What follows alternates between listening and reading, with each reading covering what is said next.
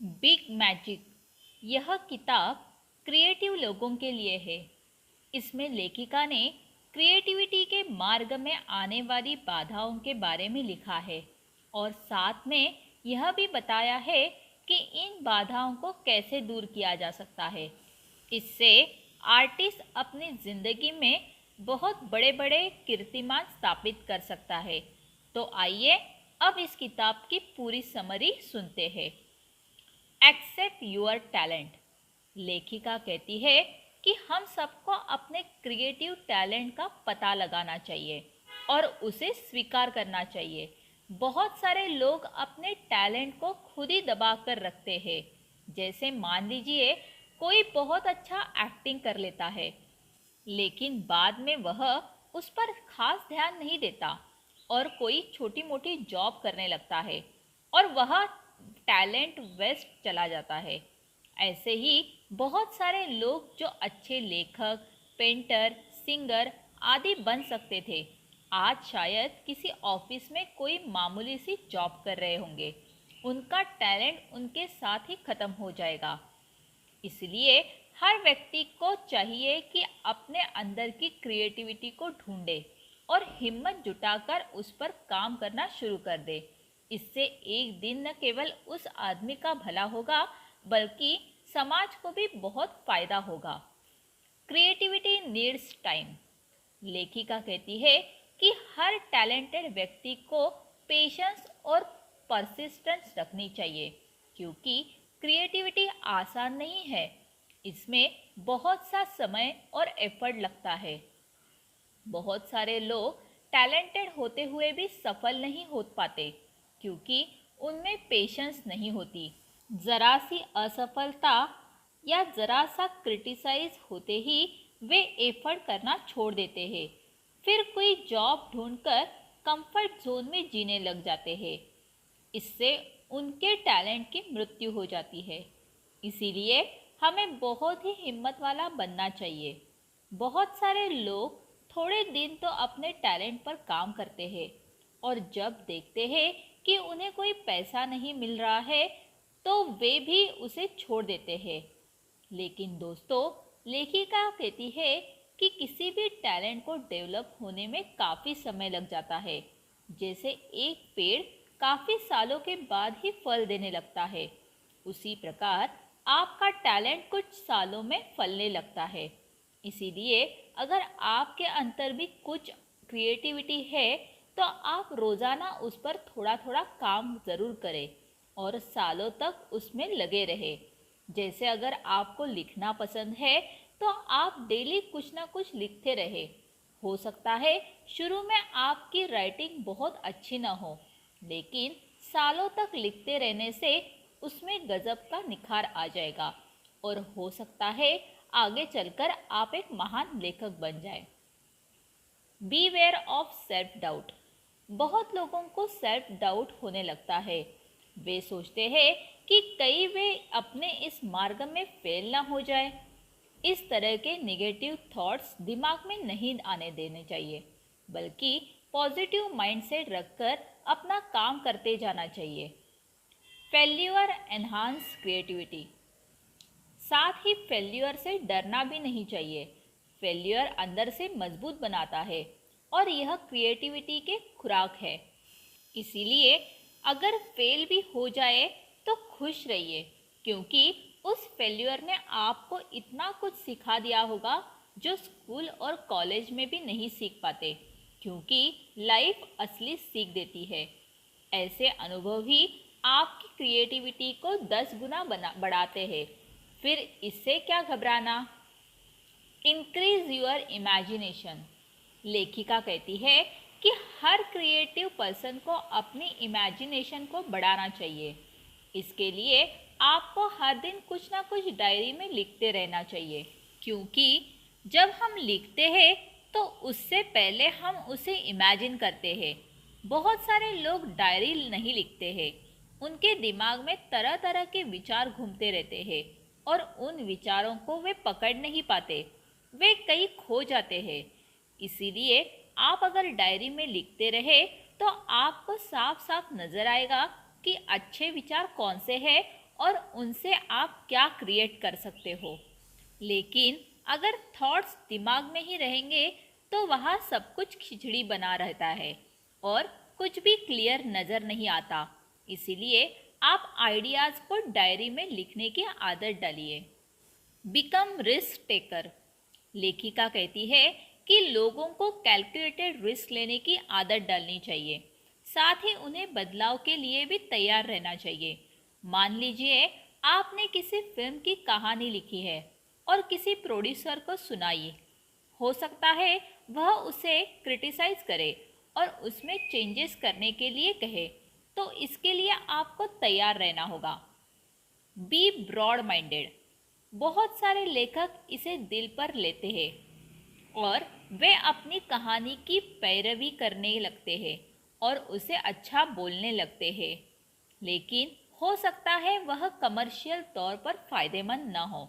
इसीलिए आपको कहानी में बदलाव करने के लिए तैयार रहना चाहिए, क्योंकि कई बार सिर्फ फिलॉसफी से ही पेट नहीं भरता है, कई बार हमें ज़रूरी चेंजेस भी करने पड़ते हैं।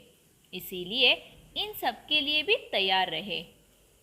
Be prepared for unpredictability. जिंदगी में बड़ी बड़ी एक्सपेक्टेशन तो रखनी चाहिए, लेकिन अगर वे पूरी ना हो तो गम नहीं करना चाहिए, क्योंकि यह यूनिवर्स बहुत ही अनप्रेडिक्टेबल है। यहाँ पर इंसान जो सोचता है हमेशा वैसा ही नहीं होता।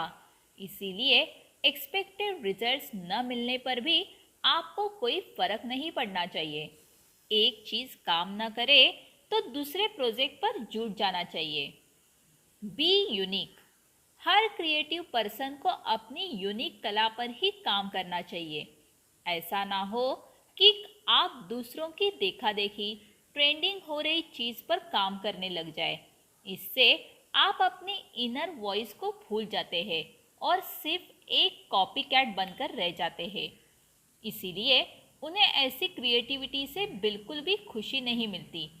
वे दूसरे की झेरॉक्स कॉपी बन चुके होते हैं और अपना अस्तित्व ही खो देते हैं। जिस तरह नदी समंदर में मिलते ही अपना अस्तित्व खो देती है। इसीलिए दूसरों को ना देखें, बल्कि आपको जो पसंद है उस पर कार्य करें। आप अपनी कहानी खुद लिखें, क्योंकि हर व्यक्ति यूनिक है, इसीलिए उसके जीवन की कहानी भी यूनिक होती है। नेटवर्क।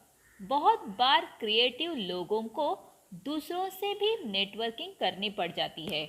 इसीलिए अपने आप को ब्रॉड माइंडेड बनाएं और दूसरों की खामियों पर ध्यान ना देकर उनकी खूबियों पर ही ध्यान दें।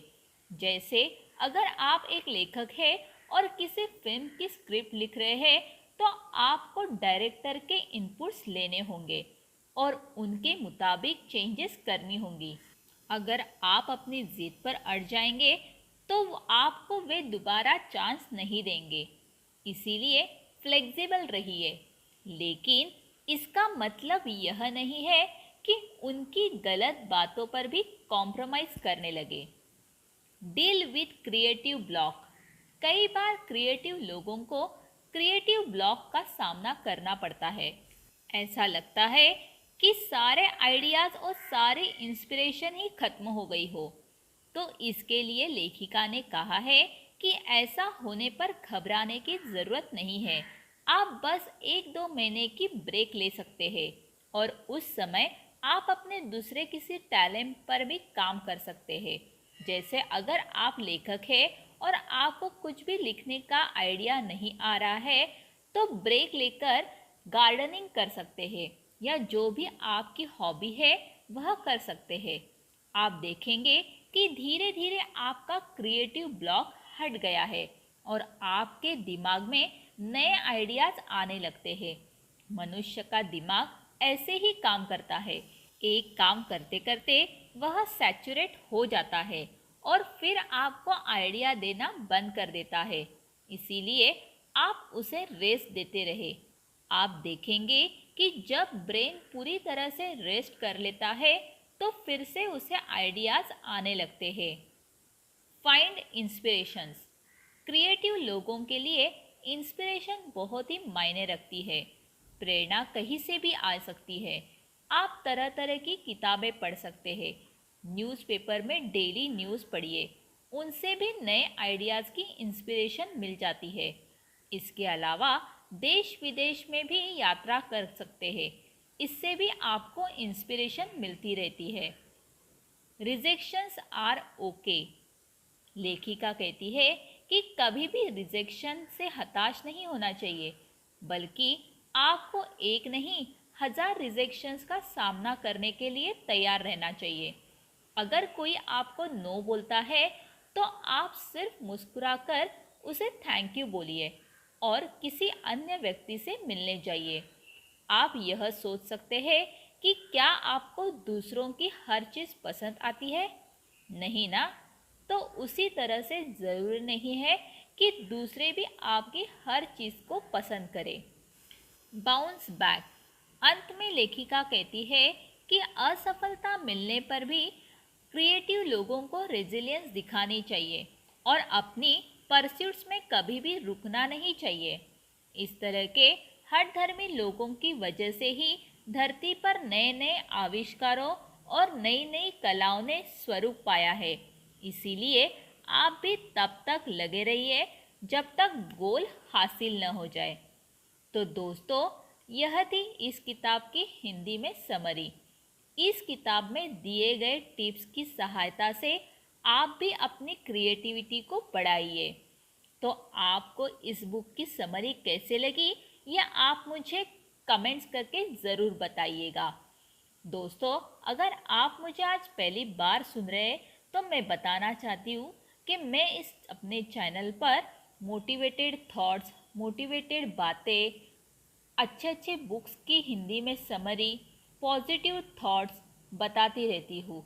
अगर आपको ये सारी बातें सुनना पसंद है तो आप मेरे चैनल को सब्सक्राइब कीजिए और जो बाजू में बेल आइकॉन का बटन दिया है उसे मत भूलिए और अपने दोस्तों के साथ भी शेयर कीजिए।